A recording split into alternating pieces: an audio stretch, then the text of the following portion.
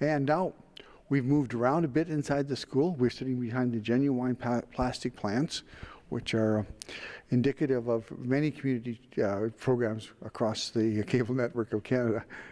So I have Kaylee Brennan with us, and I want to thank you for coming from over at Peacock, where you're interning now. I am interning. So I'm talking about travel today, but let's just talk a bit about you first of all. You're a student who graduated from Cornerstone Christian School, and you've gone off to university to become a teacher. I'm not quite there yet. Almost, eh? Almost. Now you just have to do your internship.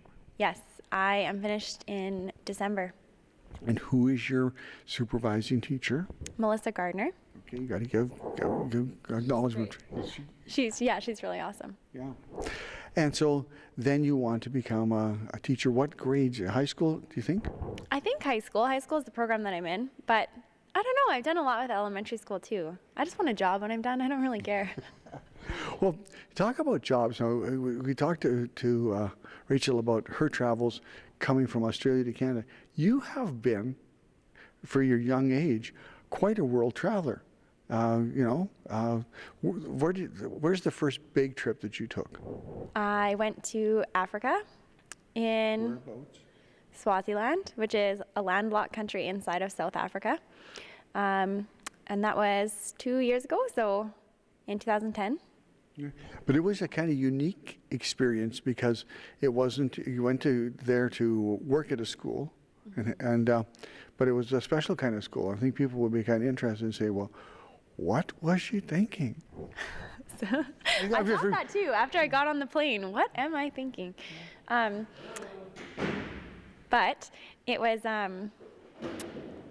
went in 2010. I wasn't really planning this trip at all. I just, it was time to go back to school, and I wasn't sure if I wanted to go back to school that semester, and I wrote an email to somebody who knew somebody, and a friend of mine had a friend in Swaziland who was working at an AIDS orphanage, and so I emailed the people that were running it and said I might be interested in coming down, and they said, oh, sure, like, why don't you come in 3 weeks? And I was like, okay.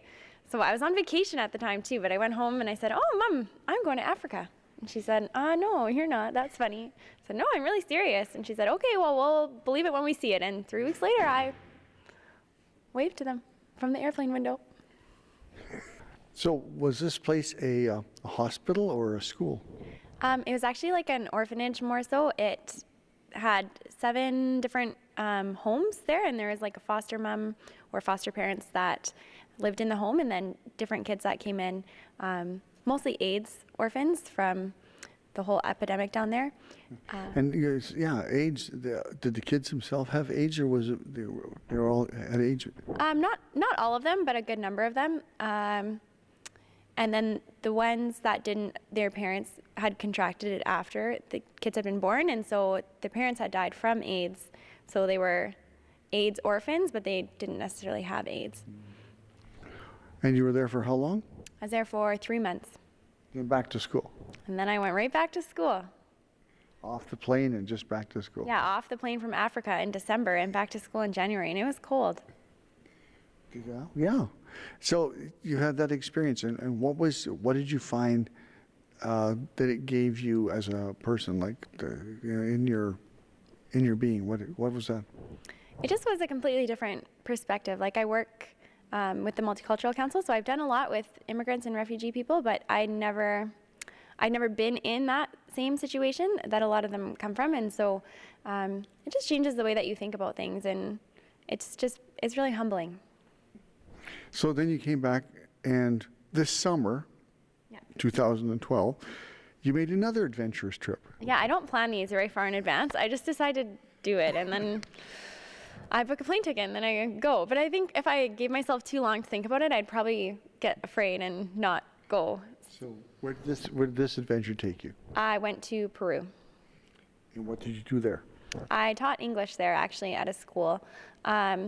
I tutored ESL at the University of Regina, and so one of the guys that I worked with, he was from Peru, and so he taught at a school down there that was a really, really prestigious U.S. embassy school that he had taught at, and so he gave me some contact information, and I I got a hold of those people, and they wanted me to come, and so they said, okay, come. So I booked my plane ticket, and then I started thinking, well, I don't really have anywhere to live, and I don't speak Spanish, and I started to actually think about the logistics and get really nervous, like, okay, maybe I don't know what I'm doing, especially because like it wasn't a specific organization, and they were going to provide my housing, and so I thought, oh, I don't know if this is a good idea. So I started looking up a couple different other places, and I found a children's home similar to where I had lived in Africa, and I thought, well, maybe I could live at their home and then teach at this other school.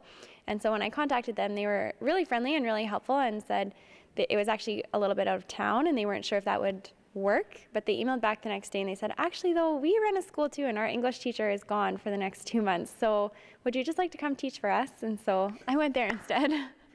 And so you were teaching what grade? I taught all the English classes in the school, and their other classes were taught by Peruvians, but I taught the 4-year-olds, the 5-year-olds, grade 1, grade 2, and grade 4. All English is a second language. Yep. Yeah. And and I was the minority. Everybody else spoke Spanish, and I was one of the only people that... ¿Habla español now? Un poquito. Un poquito. Yeah. So you had that experience. How long were you there? I was there for 2 months this time. And when did you get back? I got back in the middle of June, end of June, just in time for my brother's graduation. Which was nice for him. Yeah. Yeah, and I had the worst traveling luck of any person I've ever met in my entire life. So I luckily made it back. I've missed more planes on that trip, and not by my fault. I was always there on time, and something always happened. They canceled my tickets, they changed my tickets, the plane was delayed, it caused the next one to miss. So yeah, I was really happy to get home. Yeah. Now you brought something with you, didn't you?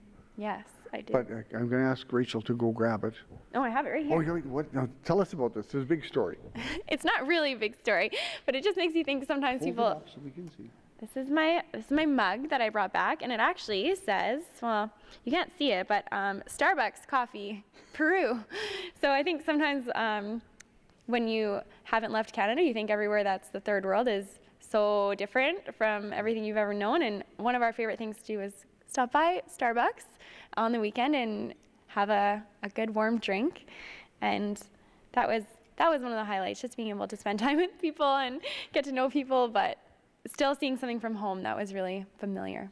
Well, great. Now, there's stuff inside there. I just brought a couple other things for you. This is a nice, this is a dead seahorse. Oh, good. Yeah, it even smells like the ocean a little bit. It's, yeah. But they were kind of ugly, but I thought my grandpa would like a gift like this, so maybe I should buy a couple. And then, sorry. Did he like his seahorse? I think he did. Okay. Yeah. And then I just have a little bracelet. So these you can find everywhere, and they're just so cheap, but everybody back home loves getting a little something, knowing that you thought about them while you were gone. So those are my little trinkets. So now you're in your last part of schooling, because you've already done all your classes, and you just have to finish off in your training and your experience with students. And you're teaching English? I am teaching English right now. It's good. It's a learning curve. There's lots that you can only learn once you start teaching. So all the things you learn in school are really good, and then you have to learn how to actually fly the plane. So no, it's been going very well though, and my teacher's really supportive, and the kids have been good. So yeah, because you've always been well. When you were in elementary school, you hung out with a bunch of the kids who went to Peacock, and you were the one kid who didn't go to Peacock. Is that how it was? Yeah. Yeah, in high school. Yeah. Yeah, some of those girls, Katie and Mia, and yeah. So I never went to Peacock, but I knew a lot of people. Moose Jaw's small too. You know lots of people. Yeah, sure. Well, we've got about 2 minutes left. So your adventure continues. Are you any more trips planned at this point? I don't plan them. Remember, I just do them. I just thought maybe as maturity came along. Well, I've thought about a couple things. There's like a children's home in Haiti that I'd really like to see. It's kind of a children's village is what they're planning, so it's quite a bit bigger project, but I think that would be very interesting. And then I've thought about, no, I shouldn't say this on the television because Tony will have a heart attack, but I've thought about the Middle East. There's a lot of good teaching that you can do in the Middle East, and they're willing to pay you lots of good money to do that. So not forever, but I think it'd be a cool experience. But Well, I know the superintendent of education in Cairo. perfect. So, yeah, and we'll see. Yeah. Yeah. I don't know how my parents would feel about that. That's a whole no. Yeah, I feel like you're right. That's exact no. Yeah. But that's what they always say. Funny start.